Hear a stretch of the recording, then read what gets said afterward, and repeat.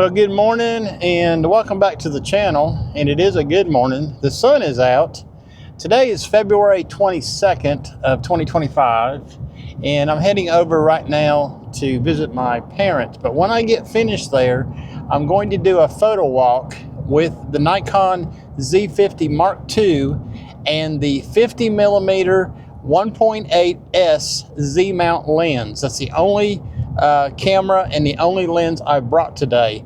And I'm going to capture some photographs for you so you can just see what the capabilities are of the 50mm on the Z50 Mark II. Now, what I'd like to mention is, I'd like to mention something about this little camera, okay? When it first came out, I was skeptical. I had a Z50, and when I started seeing what this one was about, and it did not have in-body stabilization, I thought I would not buy it. But after a few months, watching what everybody else was saying, realizing that it might be a better upgrade, I went ahead and purchased the Z50 Mark II.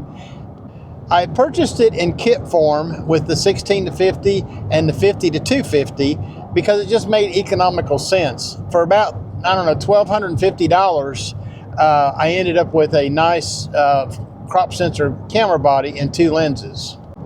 Now, as everybody knows, and you can read about this on the internet, okay, the 16 to 50 and the 50 to 250 are really good lenses for what they are. They both have VR built in, which, you know, that takes care of the no in-body stabilization of the Z52. So stay tuned. In just a little while, I am going to be doing my photo walk. Okay, I am out walking around in the downtown section of Crossville. My camera settings for this test, I'm on manual, okay. 1/500th is my shutter speed, and I'm at f11, and the ISO is floating. It's on automatic ISO. It's a little bit chilly today. I just took some shots back there of a sign using some different aperture settings so you can see what the bokeh is like with this lens on the Nikon Z50 Mark II.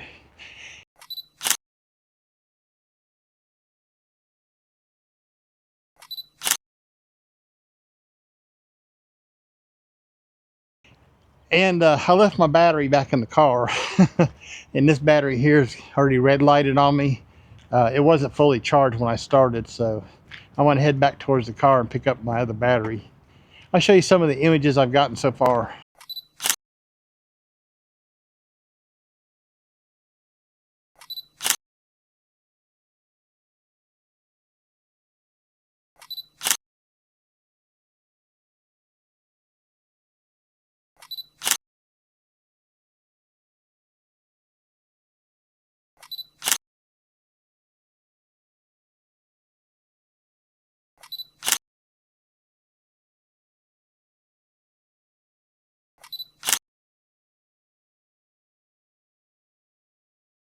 Now, I've never been the type of photographer that has used prime lenses very much.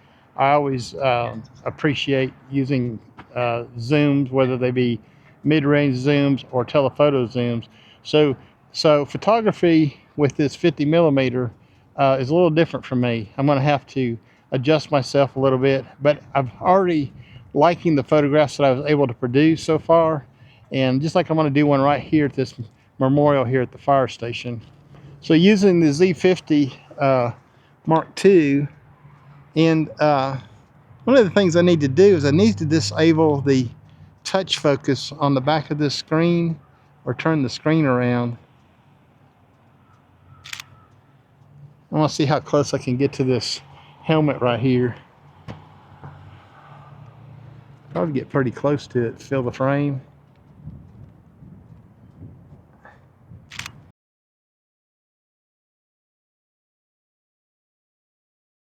That was at f11. Now I'm going to take the aperture down to 2.8 to blur the background a little bit.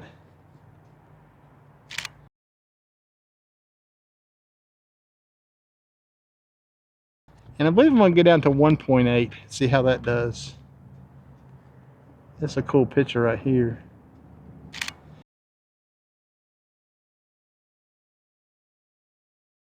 They got this cool little bell over here too. Let me get a photograph of it. I keep wanting to turn the focus ring like it's a zoom. Let me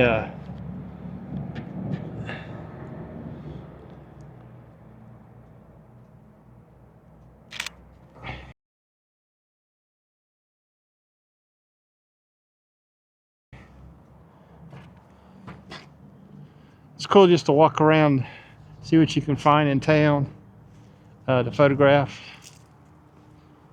It's a little chilly out today. It was sunny earlier when I left the house, but now it's turned off cloudy. I'm still shooting at 1/500 f11 with the ISO set on auto. Well, I'm going to go over to the, let me get my camera situated here so I can get my seatbelt on. I'm going to go over to the high school and do some photographs over there. They've got a airplane on display over there, and I want to go over there and do some photographs of it and see what I can find. So far, I'm liking this 50mm 1.8 S-line lens. Makes you think differently when you're moving around and composing your shots and what have you. Here's the old TAP publishing building. If you remember, they used to have these Car Trader magazines. I think this one here was, they also called it Trader Plane. Some of you may have remembered that.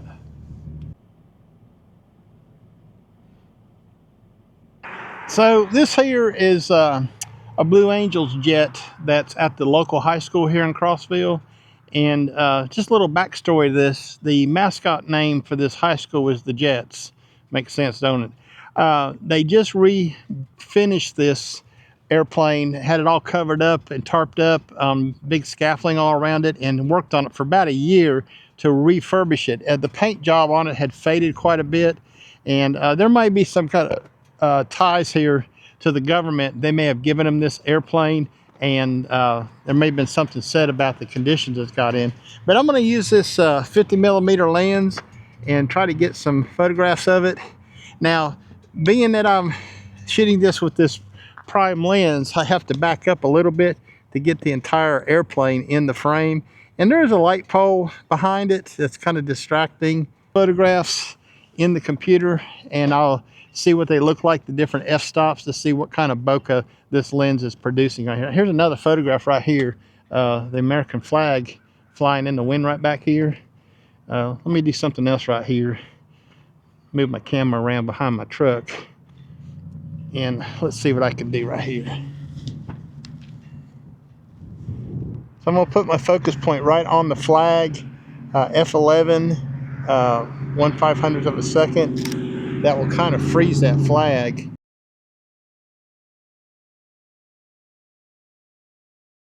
There is some limitations to this camera that I'm just now finding out by shooting with it. Okay, let me get back in the truck because it's really cold out here. Yeah, so I'm already realizing a few limitations on the camera itself.